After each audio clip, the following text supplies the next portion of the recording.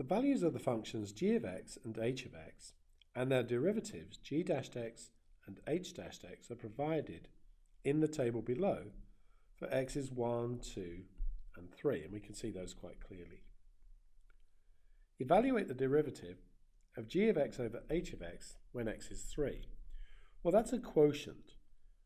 So if we say that u is g of x and v is h of x, then du dx is going to be g dashed x and dv dx is going to be h dashed x. So the derivative we want is going to be v du dx, so that's h of x g dashed of x, take away u dv dx, which is g of x h dashed of x, all over h of x squared. But we want that when x is equal to 3. So our h of x value when x is 3 is 6. So we're going to have 6 times g dashed is going to be 4. Take away g of x, which is negative 3, times h dashed, which is negative 5, all over h of x, which was 6 squared. So that is 24. Take away 15 over 36,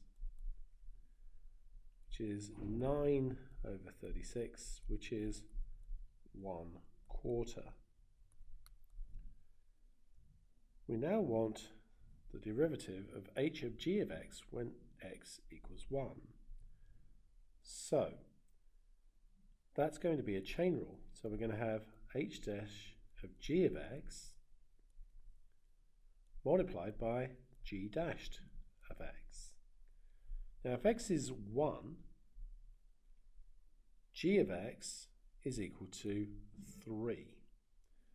So that gives us h dashed of 3 times g dashed of 1. So h dashed at 3, we know that was negative 5, and g dashed at 1 was 4, so that is going to give me negative 20.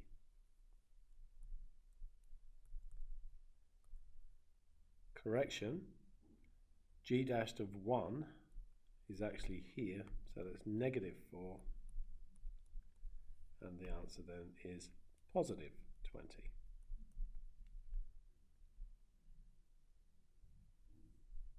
If h double dashed of 1 equals negative 1, describe with justification what the graph of h of x looks like at this point.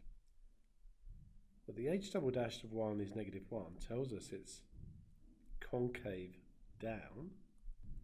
From the table, I can see that h dashed of 1 is equal to 0. So what we have is a maximum turning point.